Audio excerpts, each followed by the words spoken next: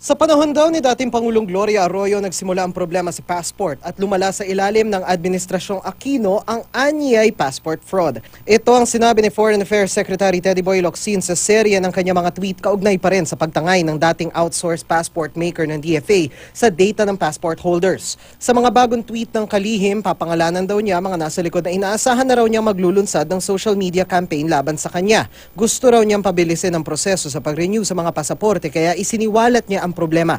Kung sino ang dapat managot, trabaho na raw ito ng Department of Justice. Si Albert Del Rosario, ang DFA Secretary noon ni Aquino. Bilang paggalang kay Locsin, tumanggi muna siya magbigay ng komento sa issue. Marami na raw kasing nangyari ilang taon mula nang iwan niya ang posisyon. Mas mainam daw husgahan ng publiko ang serbisyo ng pasaporte nung panahon niya sa DFA.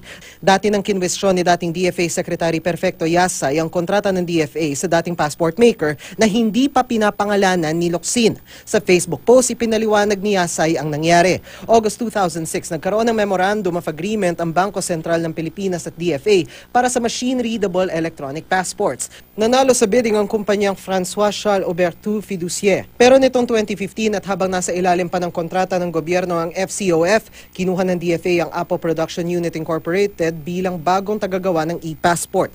Sa ilalim ng kontrata, bawal itong kumuha ng subcontractor. Pero kinuha raw ng Apo ang United Graphic Expression Corporation para gumawa ng mga bagong passport. February 2017, inutusan daw ni Pangulong Rodrigo Duterte ang DFA, Finance Department at DSP na ibalik sa dati ang paggawa ng mga passport. Sa parehong buwan, inutos din ni Chief Presidential Legal Counsel Salvador Panelo na ipatigil na ang serbisyo ng UGEC na illegal daw na kinuha bilang passport maker. Pero hindi raw ito sinunod ng UGEC. Sinusubukan pa namin kunin ang panig ng APO at UGEC sa issue. Nabahala naman ng ilang netizens sa pagtangay ng dating outsourced passport maker sa mga impormasyon ng mga passport holder. Apela naman ni National Privacy Commissioner Raymond Liboro sa publiko. Masasabi ko lang po sa lahat, maging kalmado lang, mahinahon. We will try everything para quickly na makuha ko namin yung mabilis ito nga pong larawan nito. Para sa unang balita, Dano Tingkong, reporting.